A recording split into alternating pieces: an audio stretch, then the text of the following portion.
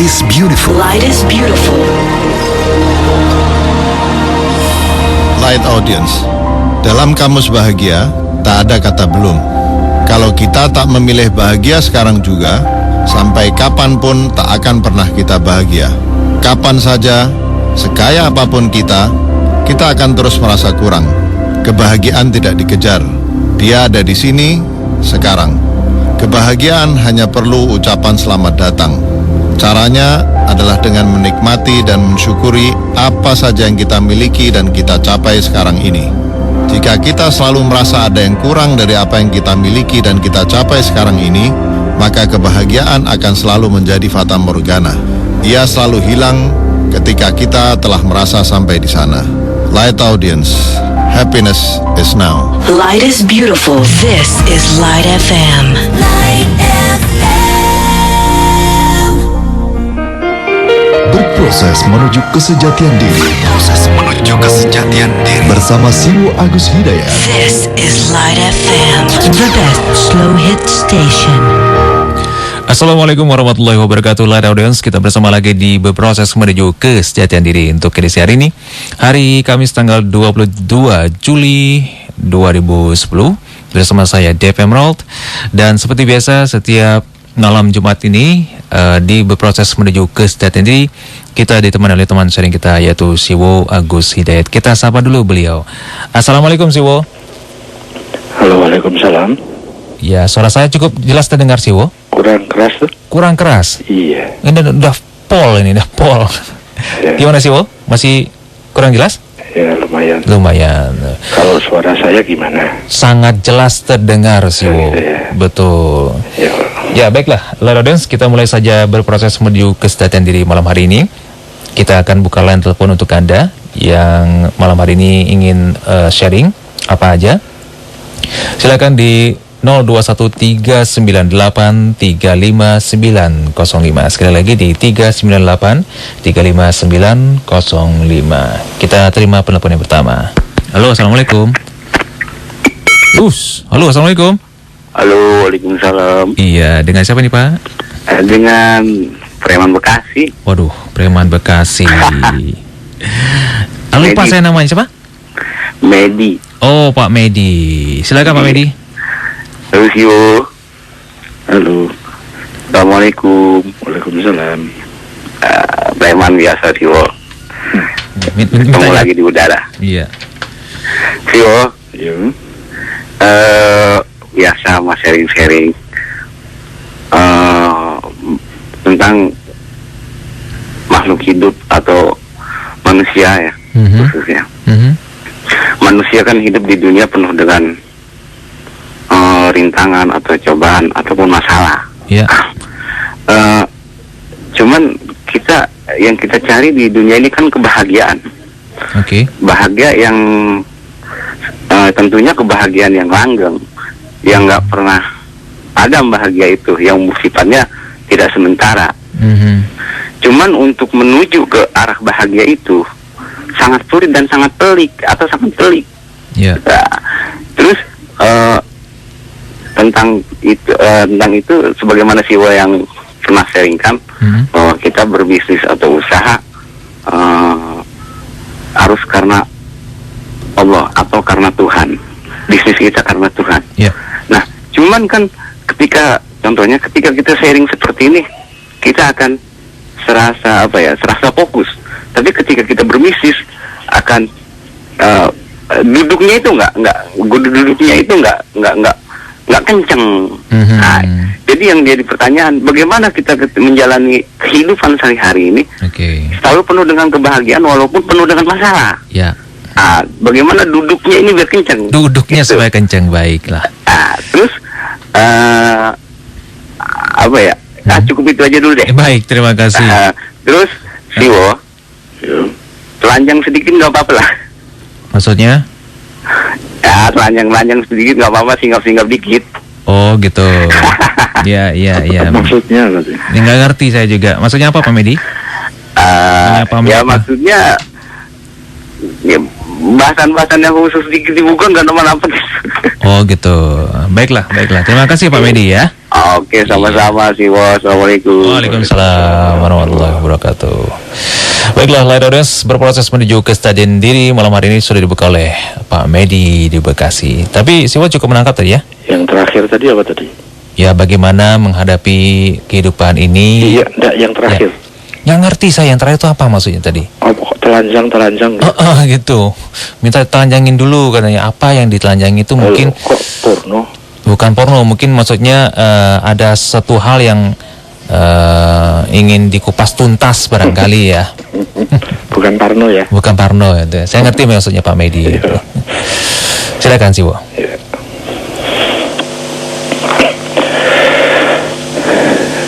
Kepada seluruh rekan-rekan Light Audience beserta seluruh staf dan keluarga besar Light FM, Assalamualaikum warahmatullahi wabarakatuh. Bismillahirrahmanirrahim. Walhamdulillahi rabbil alamin. Wa sallallahu ala rasulil karim wa alihi tahirin. Wa la hawla wa la quwata illa billahil aliyyil azim.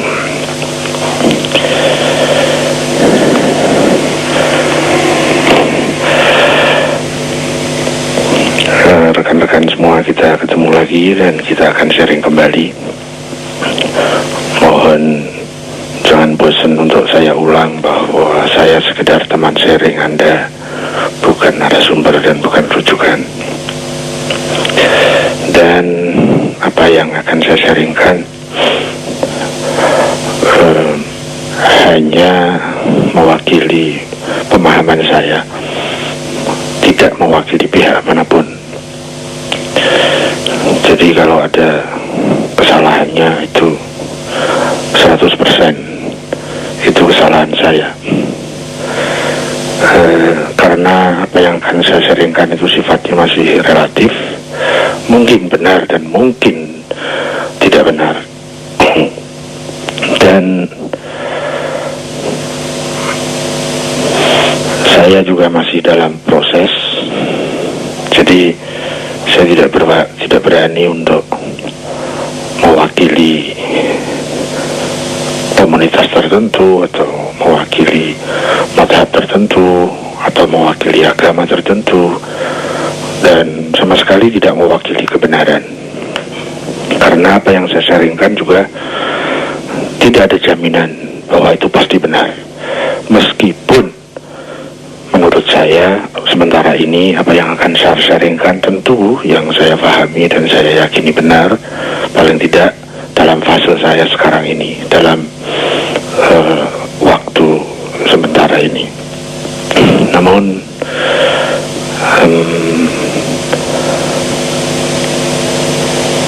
kalau kebenaran masing-masing yang sudah kita pahami itu, kita bisa menundukkan diri kita di bawah kebenaran yang sudah kita pahami itu, dan kita menaruh kedirian kita di bawah kebenaran itu, harga diri kita taruh di bawah kebenaran itu, gengsi kita taruh di bawah kebenaran yang sudah kita pahami saat ini, maka pasti kalau kita mendudukkan supremasi kebenaran yang saat ini masing-masing kita sudah punya pemahamannya, meskipun bisa jadi berbeda, pada saat kita tunduk dan mentaati kebenaran yang sudah kita pahami sekarang, maka saya punya keyakinan, bahkan kesimpulan saya mengatakan pasti kalau kita mentaati kebenaran yang kita pahami saat ini, kita akan dibukakan lagi pintu-pintu kebenaran yang lebih bermutu yang sekarang kita belum bisa pahami. Untuk itu maka mohon jangan tergesa diterima dan juga mohon jangan tergesa ditolak. Apapun sikap kita menerima ataupun menolak harus dengan hati-hati, harus dengan teliti, harus dengan waspada, karena sikap itu akan menjadi sebuah sebab yang pasti akan diikuti oleh akibat-akibat logisnya. Menerima ataupun menolak pasti ada konsekuensinya. Rekan-rekan semuanya, tadi sudah diawali oleh Mas Wendy di Bekasi, dan beliau mengangkat topik tentang permasalahan kehidupan yang masing-masing kita selalu menghendaki kebahagiaan. Siapa yang tidak menghendaki kebahagiaan? Siapa yang tidak pengen kebahagiaan? Siapa yang tidak ingin kebahagiaan? Bahkan sepanjang yang saya pahami, seluruh kegiatan manusia, seluruh aktivitas manusia, entah itu aktivitas yang positif maupun negatif, itu maksudnya itu untuk menuju kebahagiaan itu. Dalam rangka mencapai kebahagiaan itu, kita masing-masing kita kemudian melakukan aktivitas-aktivitas yang kadang-kadang bahkan kita ingin menggapai kebahagiaan itu dengan jalan-jalan yang tidak benar, jalan-jalan yang tidak tertib, jalan-jalan yang tidak semestinya. Meskipun demikian, ada pemahaman lain yang saya pahami bahwa kebahagiaan itu mempunyai hukumnya sendiri. Kebahagiaan itu ada jalannya. Kebahagiaan tidak bisa ditempuh dengan sembarang jalan.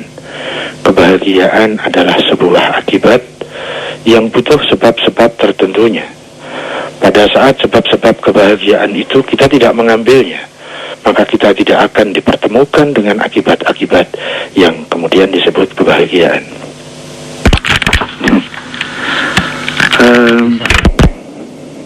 Halo? Ya, Siwo, lanjutkan Siwo. Suaranya bisa sangat terdengar, Siwo. Bisa didengar? Ya. Bisa ya? Bisa.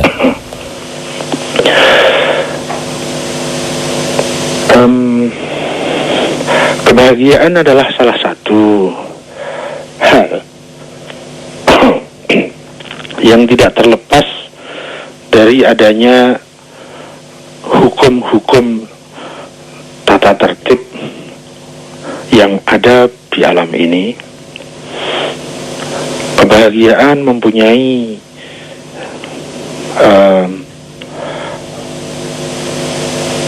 rule-nya, mempunyai aturan mainnya, yang itu termasuk bagian dari sunatullah, termasuk salah satu bagian dari hukum-hukum Allah yang ditampilkan dalam kehidupan dan di alam semesta ini. Kalau kita tidak mengikuti alur dari hukum kebahagiaan itu, maka sampai kapanpun kita tidak akan bisa mendapatkan kebahagiaan. Ya. Kalau ingin kenyang, ada aturan mainnya. Ya. Kalau ingin kenyang, alurnya bukan dengan tidur. Kalau ingin kenyang, alurnya tidak dengan membaca. Kalau ingin kenyang, ada alur dalam hukum semestanya, yaitu melalui makan, salah satunya. Jadi, kenyang itu adalah sesuatu hal yang dia terlibat di dalam hukum-hukum kesemestaan, hukum-hukum alam, sunatullah. Jadi, tidak bisa kita untuk mengambil menuju kenyang dengan sebab-sebab yang sembarang, tidak bisa, karena ada alur-alurnya sendiri, ada sebab-sebab tertentunya. Seseorang untuk menjadi pandai ada alur-alurnya, ada rule-nya, ada aturan mainnya. Untuk menjadi pandai, kita tidak bisa mengambilnya dengan kemalasan. Untuk bisa menjadi pandai, kita tidak bisa mengambilnya dengan makan. Kita semua sudah tahu bahwa alur untuk menuju pandai, salah satu jalannya, sebagaimana sudah kita semua paham, yaitu dengan belajar. Jadi, masing-masing ada alurnya. Demikian juga tentang kebahagiaan. Kebahagiaan juga ada alur tersendirinya. Ada sebab-sebab spesifiknya. Ya.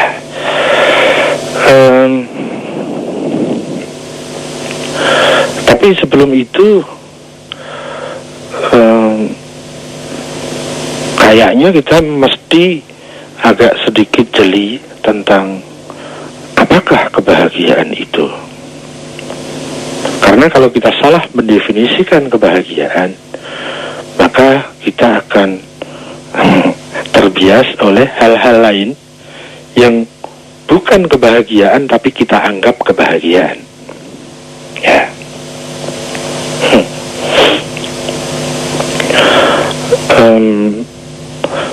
Mungkin bisa kita sandingkan sebagai pembanding, yaitu dengan kesenangan.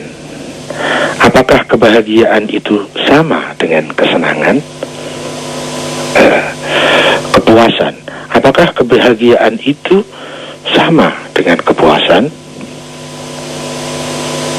Ya, kayaknya kita harus sedikit jeli untuk bisa menempatkan yang mana sih kebahagiaan itu. Itu satu. Apakah kebahagiaan itu?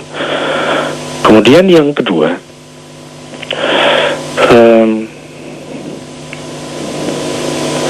sumber dari kebahagiaan itu apa? Di mana?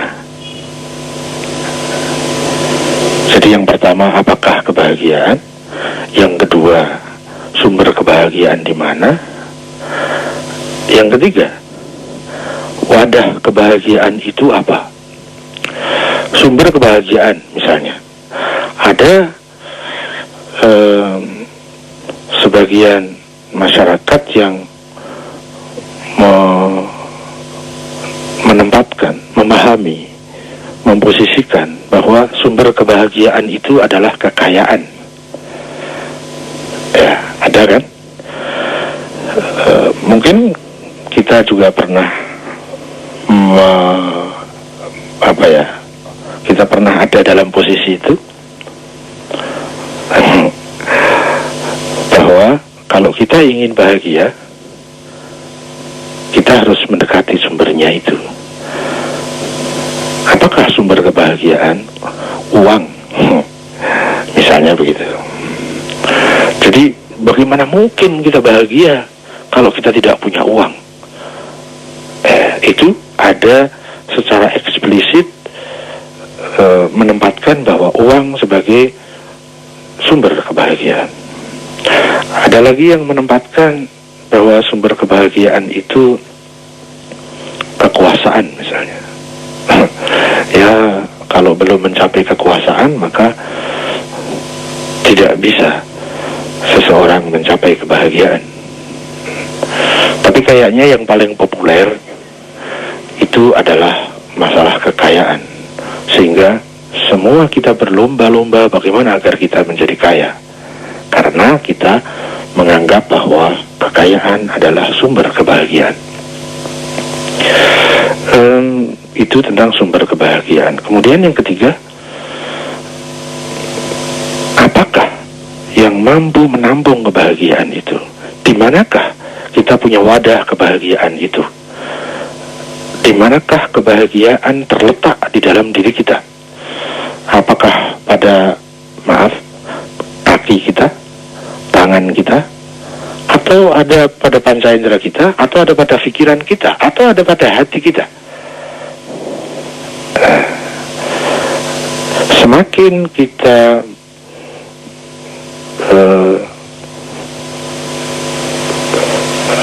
semakin presisi kita memahami, semakin definit kita mendefinisikan apakah kebahagiaan, apakah sumber kebahagiaan, dan di mana posisi kebahagiaan itu dalam diri kita, itu akan sangat membantu untuk kita bisa mengambil jalur-jalur yang akan menuju ke kebahagiaan itu.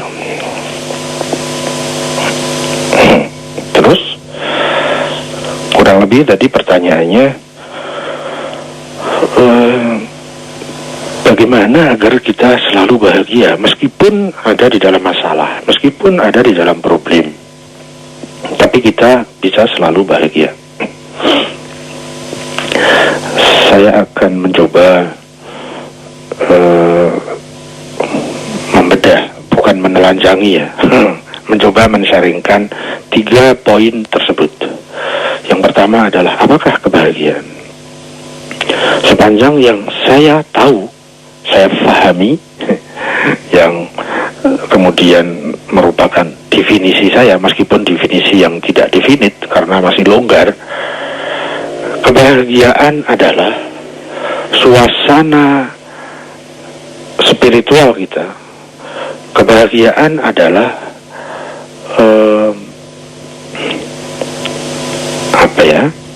kebahagiaan adalah sebuah rasa, sebuah suasana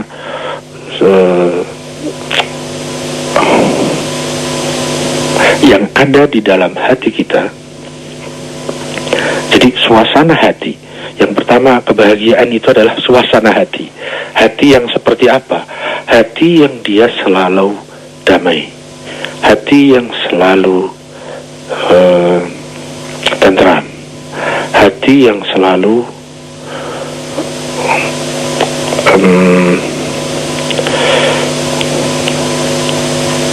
tenang. Hati yang selalu kurang lebih seperti itu, damai, tentram, tenang, gitu ya. Khususnya ketenangan itu, kedamaian itu, ketentraman itu tidak diusik oleh apapun kejadian-kejadian yang terjadi.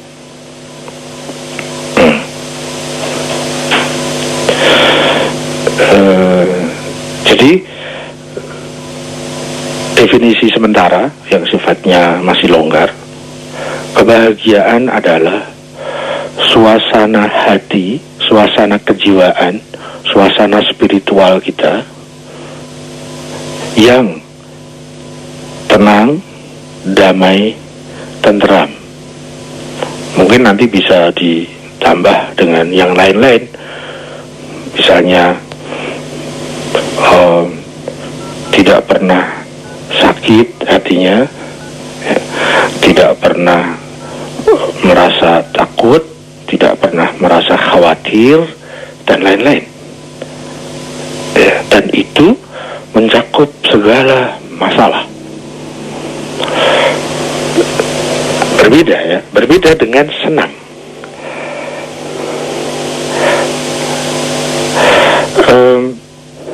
Bagaimana seseorang pada saat dia mendapatkan problem, bisnisnya bangkrut misalnya, apakah seseorang masih bisa merasa tenang, damai, tentram?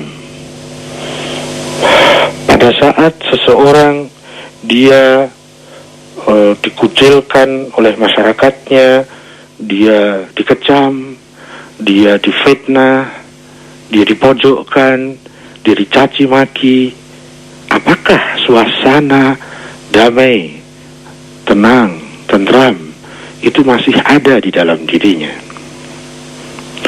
Bagaimana pada saat seseorang memakan makanan yang tidak enak, ya misalnya memakan pil, obat, pada saat seseorang dia harus dioperasi, Ya karena kasus-kasus fisik, penyakit misalnya, pada saat dia diamputasi misalnya, apakah dalam kondisi seperti itu seseorang masih mempunyai suasana jiwa, suasana hati yang tetap tenang, tentram, damai? Pada saat ada seseorang yang dicintainya, mungkin istrinya, mungkin suaminya, mungkin anaknya, mungkin saudaranya, mungkin orang tuanya, dia harus mendahului kita meninggalkan dunia ini untuk menuju dunia yang lain.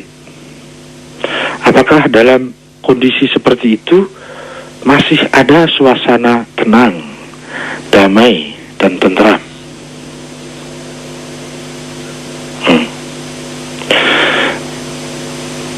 Pada saat kita mendapatkan sebuah musibah, tiba-tiba ada kompor gas kebakaran, gas bocor, tersulut api, gasnya meledak. Tadinya yang wajahnya cantik menjadi bopeng, tadinya yang kulitnya mulus menjadi nggak karu-karuan. Dalam kondisi seperti itu, masih adakah suasana hati yang tenang, damai, tentram? Ya. Gambaran-gambaran tersebut saya ingin mendefinisikan, itulah kebahagiaan. Sehingga mudah-mudahan dengan contoh-contoh itu kita bisa membedakan bahwa kebahagiaan itu jauh lebih bermutu, jauh lebih indah dibandingkan dengan sekedar kesenangan atau kepuasan. Seseorang yang seseorang laki-laki misalnya, dia berhubungan dengan wanita yang bukan di dalam ikatan suami istri, terjadilah perselingkuhan misalnya. Di sana ada kesenangan, ada kenikmatan, mungkin ada kepuasan, tetapi adakah ketenangan, kedamaian, ketentraman? Ya. Pada sesaat seseorang dia berhasil melakukan korupsi sehingga hartanya menjadi banyak sekali, mungkin dia merasa senang, tetapi adakah di dalam suasana jiwanya ketentraman, kedamaian, ketenangan?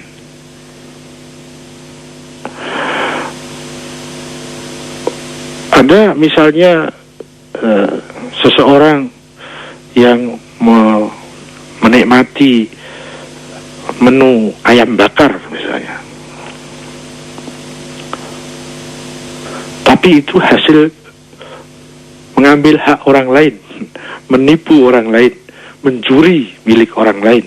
Dia makan, kenikmatan ada, sedap, nikmat, enak, tetapi pertanyaannya, adakah suasana dalam hatinya kedamaian, ketenangan, ketentraman? Pada saat seseorang sudah sangat kaya, dia juga mempunyai kuasa, dia juga populer di mana-mana, dia dielu-elukan menjadi idola di mana-mana.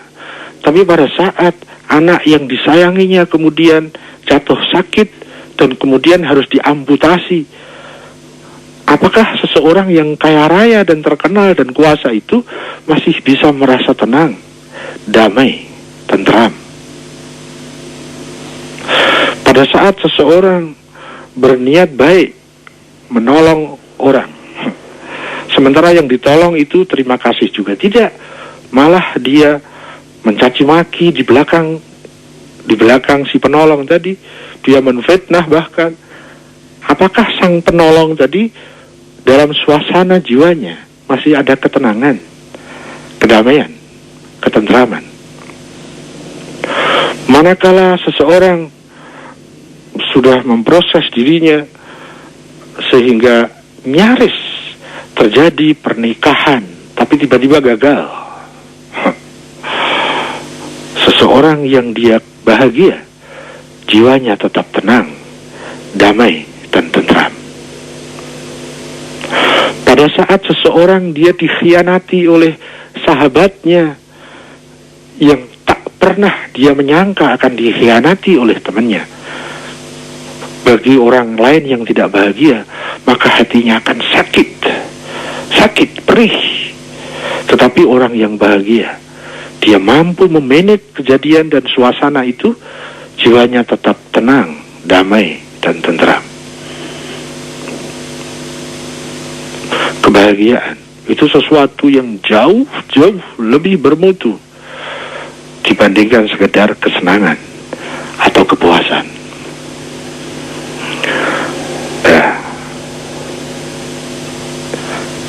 Mudah-mudahan ini bisa memberikan sebuah wacana, sebuah persepsi tentang apakah kebahagiaan. Paling tidak yang saya pahami hingga hari ini. Kemudian, di manakah sumber kebahagiaan itu? Apakah sumber kebahagiaan itu?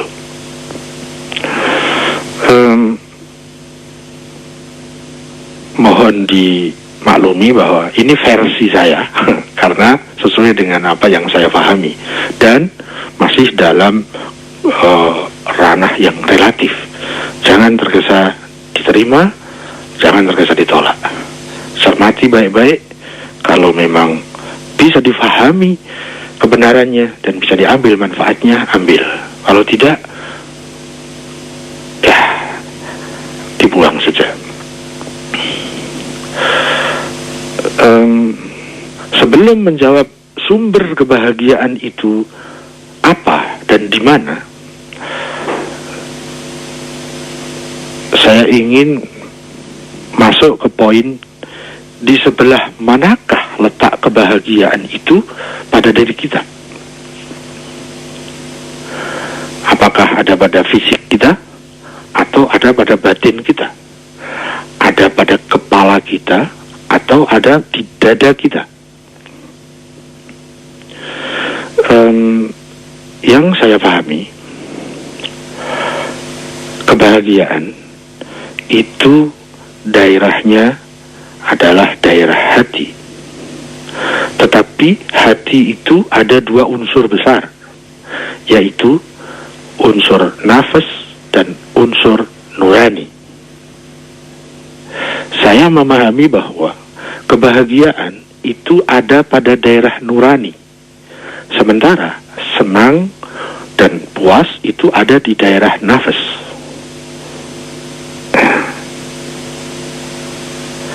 Kebahagiaan, wadah dari kebahagiaan, letak kebahagiaan itu ada pada nurani kita. Sementara kesenangan dan kepuasan, kenikmatan itu ada pada nafsu kita. Bukan hawa nafsu ya, nafsu kita.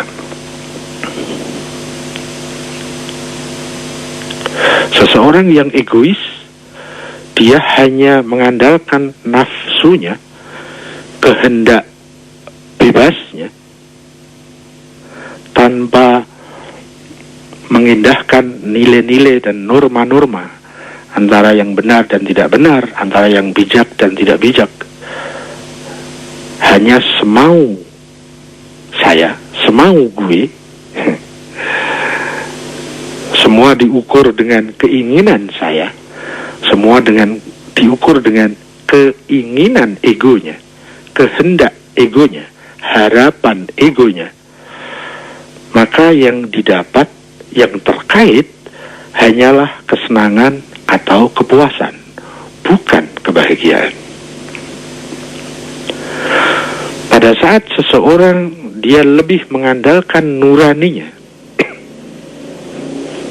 semakin dia mengandalkan nuraninya, maka akan semakin dia terkoneksi dengan yang disebut kebahagiaan. Kemarin kita banyak membahas tentang itu. Salah satunya adalah bahwa nafas dan nurani itu masing-masing mempunyai karakter defaultnya, karakter yang memang sudah ada dan kita bawa semenjak kita ada. Karakter dari nafas, dia ingin selalu senang, selalu ingin menang, selalu ingin puas, dan selalu ingin menjadikan dirinya sebagai pusat kehidupannya. Berbeda dengan karakter nurani. Nurani punya karakter, dia selalu ingin terbang, melambung, mendekat kepada Tuhan. Nurani selalu dia memperhatikan norma-norma kebenaran, kebijakan.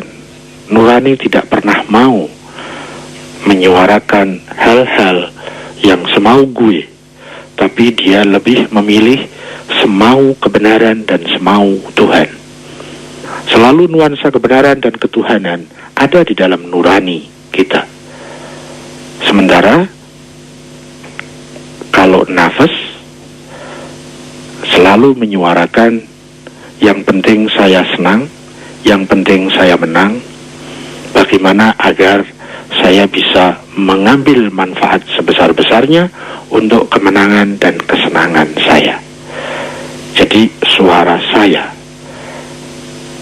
di sana tidak ada suara Tuhan, kecuali nanti pada saat nafsu itu sudah dididik oleh nuraninya, pada saat nafsu sudah mampu duduk tawadu di bawah nuraninya, maka apa yang dia senangi bernuansa nurani.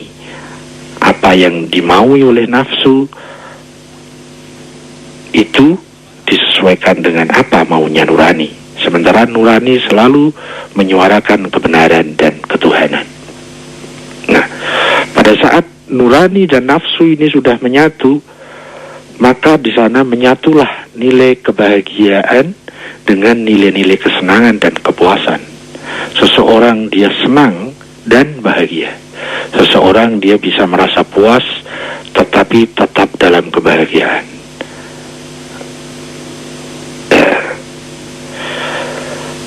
Jadi maksud saya bahwa lokasi, posisi, tempat kedudukan dari kebahagiaan itu dalam diri kita itu tidak di sembarang tempat dalam diri kita, tetapi dia bertempat pada nurani kita, bertempat pada hati kita, pada sub nurani. Nurani selalu dia orientasinya kepada kebenaran, orientasinya kepada kebijakan. Kalau nafsu orientasinya kepada hasil, apapun caranya. Sementara nurani mengatakan orientasinya selalu kebenaran, kebijakan, apapun hasilnya. Jadi ada hukum keterbalikan. Sebelum nafsu itu menyatu dengan nuraninya.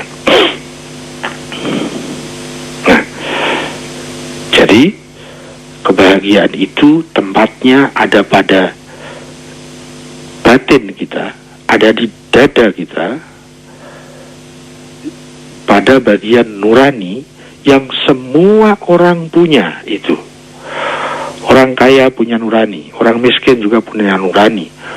Orang sakit, orang sehat, laki-laki, perempuan, yang cantik, yang tidak cantik, semua punya nurani. Sehingga semua manusia mempunyai kesempatan untuk berbahagia, untuk bahagia pada saat hidupnya menyuarakan suara-suara nurani.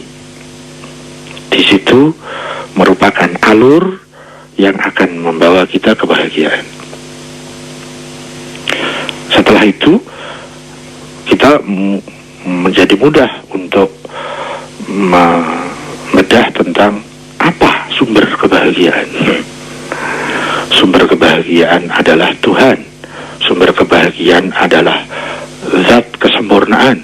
Sumber kebahagiaan sumber kedamaian, ketenangan, ketentraman, kebijakan, keadilan, kasih sayang adalah Allah, Tuhan yang Maha Esa. Jadi kebahagiaan adalah sesuatu hal yang dia mempunyai alur-alur tertentunya. Alur-alur itu adalah alur yang sesuai dengan nilai-nilai nurani, nilai-nilai kebenaran, dan nilai-nilai ketuhanan. Pada saat kita mengambil alur-alur itu, pada saat kita mengambil jalur itu, maka kita akan terkoneksi dengan kebahagiaan. Pada saat kita tidak ada di jalur itu, maka kebahagiaan tidak akan pernah terhubung dengan kita.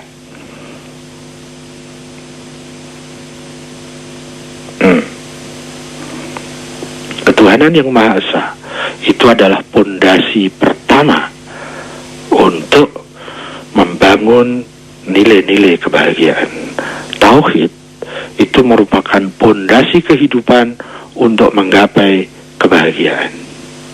Kebenaran adalah adalah jalan menuju kebahagiaan. Kemudian kita diajari jalan-jalan yang simpel, jalan-jalan yang praktis, jalan-jalan yang strategis, efisien. Kita diajari tauhid. Tauhid itu menjadikan Tuhan sebagai komandan kehidupan kita. Tauhid itu mengajarkan bahwa Allah yang Maha Esa, Dialah yang Maha Kuasa, termasuk Maha Kuasa terhadap diri kita. Tauhid mengajarkan, ketuhanan yang Maha Esa mengajarkan, mari kita berserah diri kepada Tuhan. Mari kita lebih pede bergantung kepada Tuhan ketimbang kepada yang lain. Mari kita jadikan Tuhan sebagai satu-satunya sumber kebahagiaan, sumber kesuksesan, sumber masa depan, dan sumber segala keindahan.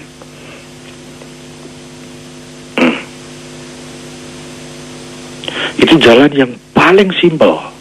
Siapapun orang yang mempunyai alur itu, entah dia dalam posisi kaya atau miskin, dia akan menemukan akibat kebahagiaan.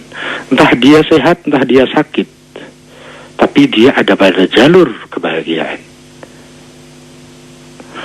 Kemudian yang lebih indah lagi, yang dulu lama saya hidup mencari kebahagiaan, tapi tak taunya ternyata sekarang ini begitu berubah apa yang saya pahami, yaitu bahwa kebahagiaan itu akibat, bukan berposisi sebagai sebab.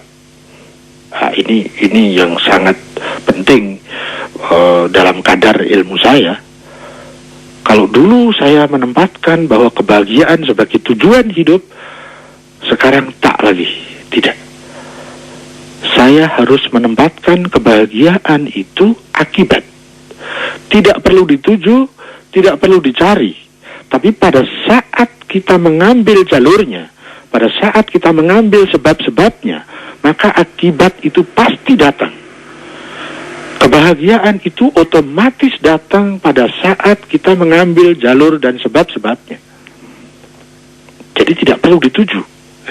Sebagaimana dulu saya mempunyai tujuan kalau sekolah itu agar pandai, ya, makan agar kenyang, mandi agar bersih. Dulu. Sekarang semakin belajar tauhid, semakin saya merubah posisi. Kenyang tidak perlu saya tuju, pasti dia datang karena dia ikutan pada saat kita sudah mengambil sebabnya, yaitu makan. Pandai tidak perlu kita tuju. Yang penting kita konsentrasi, tugas, belajar. Pandai pasti ikut, karena kepandaian itu akibat. pertama, ya meskipun ini porsinya agak tinggi, yaitu kebahagiaan. Kebahagiaan tidak perlu saya tuju, kebahagiaan tidak perlu saya cari, karena dia hanya akibat.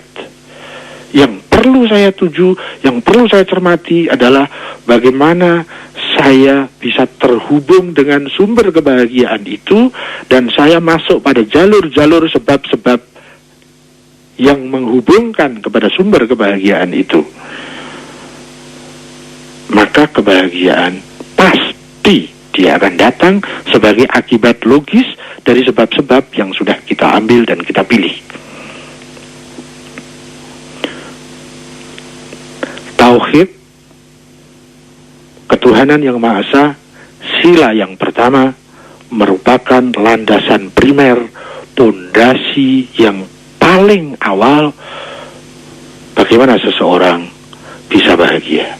Bagaimana bangsa ini bisa menjadi bangsa yang damai, tenang, tentram.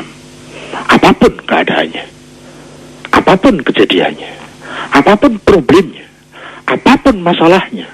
Tetapi bangsa ini kalau kembali kepada Pancasila, yang kemudian kita bangun karakter bangsa dengan ketuhanan yang Maha Esa sebagai landasan kebangsaan kita, maka apapun yang terjadi di bangsa ini akan tetap tenang, damai, dan tentram.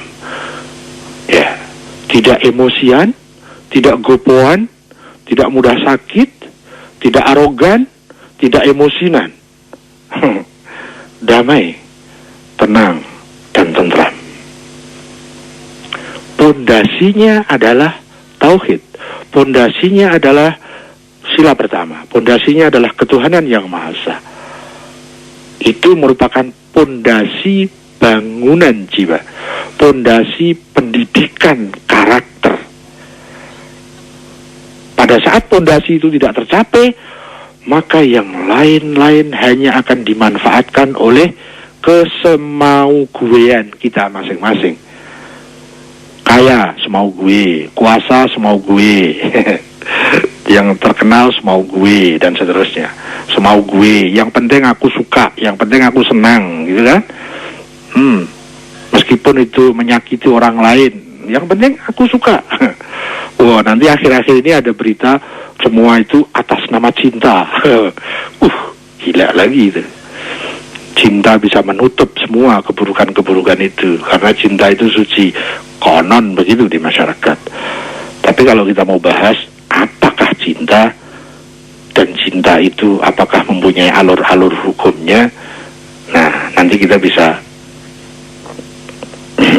pisahkan.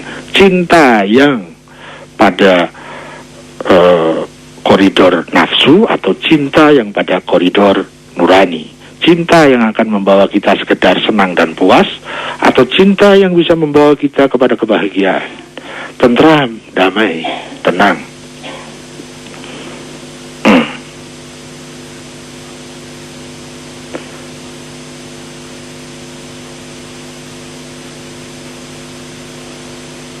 Secara praktis kita diajari oleh para utusan Tuhan, oleh para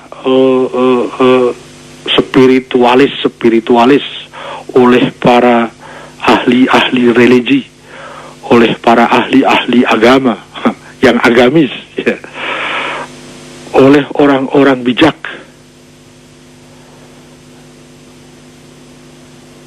Dan misi para nabi adalah untuk itu. Misi para rasul adalah untuk itu. Firman-firman Tuhan, wahyu-wahyu Allah, semuanya untuk itu, agar kita sukses, bahagia. Tetapi yang saya tahu, posisikan kesuksesan dan kebahagiaan itu sebagai akibat. Jangan dituju, karena bisa berbahaya kalau itu kita tuju. Kita bisa melupakan Tuhan.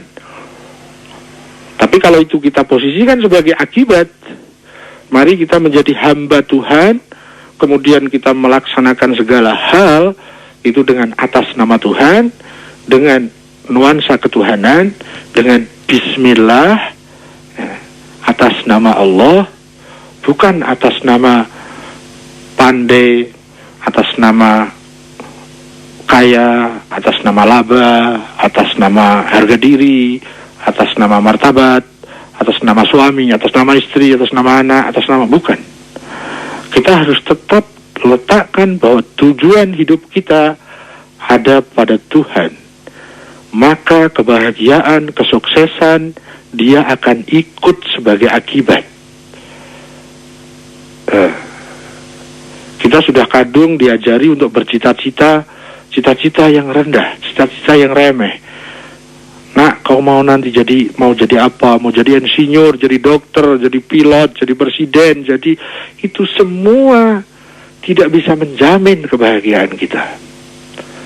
Tapi pada saat tujuannya kita ingin menjadi hamba Allah, tujuannya mau jadi apa nak? Mau menjadi hamba Allah. Mau menjadi apa? Mau menjadi manusia penghamba Tuhan. Mau menjadi pegawai-pegawai Tuhan. Mau menjadi pelayan-pelayan Tuhan. Mau menjadi dan seterusnya. Semua akan menjadi akibat akan ikut kepada kita. Agama mengajarkan kepada kita, setiap mau melakukan aktivitas apapun, maka landaskan, tegakkan aktivitas itu di atas Bismillah, atas nama Allah, atas nama Tuhan, demi Tuhan, demi Ar-Rahman Ar-Rahim, demi kasih sayang Allah, demi ketuhanan yang Maha Esa. Bukan sekedar demi rakyat, demi bangsa, demi manusia. Tidak. Pada saat kita demi Allah, makan demi Allah, minum demi Allah, belajar, sekolah demi Tuhan. Kita bisnis, bukan uang yang kita tuju. Jadikan uang sebagai akibat. Tapi bisnis itu adalah penghambaan kepada Allah. Politik, ekonomi, kebudayaan, semuanya adalah aktivitas-aktivitas yang seyogianya kita jadikan sebagai sarana kita dalam penghambaan kepada Tuhan. Melaksanakan tugas yang dari Tuhan. Maka akibat-akibat itu pasti akan mengikuti sebab-sebab yang sudah kita ambil dan kita pilih. Nah, tadi dinyatakan oleh Mas Wendy bahwa iya ya, pada saat kita sedang sharing begini, ngeh deh. Tapi begitu terjun ke dunia bisnis, apalagi di pasar politik, pasar ekonomi, hilang itu nilai ketuhanan. Yang ada nilai-nilai egoisme. Apalagi ilmu ekonomi mengatakan, bagaimana kita dengan modal sekecil-kecilnya kita bisa meraih laba sebesar-besarnya. Itu prinsip egoisme. Ya. Kemudian digelar sistem pasar terbuka, pasar bersaing sempurna, maka yang kuat pasti akan menindas yang lemah. Ya. Pada saat pasar ini dibiarkan terbuka, terjadi persaingan bebas di pasar politik maupun pasar ekonomi, maka yang kalah selalu akan tertindas sama yang kuat. Di sini perlu adanya regulasi-regulasi yang bisa menjadi hakim antara yang kaya dengan yang miskin, antara yang pandai dengan yang bodoh, antara kuat dengan yang lemah, sehingga tidak terjadi bentuk egoisme. Yang kaya egois, yang miskin pun egois. Begitu kira-kira. Jadi ada slogan, ada formula yang menyatakan setiap ingin melakukan sesuatu, bacalah dulu dengan Bismillah. Itu luar biasa. Itu sebuah pendidikan yang sangat dahsyat. Bisminya Bismillah. Makan Bismillah, bukan bismi kenyang. Bisnis Bismillah, bukan bismi fulus. Belajar Bismillah, bukan bismi ilmu atau bismi pandai. Mencari suami, mencari istri, Bismillah, bukan bismi kebahagiaan rumah tangga dan lain-lain. Dulu saya begitu.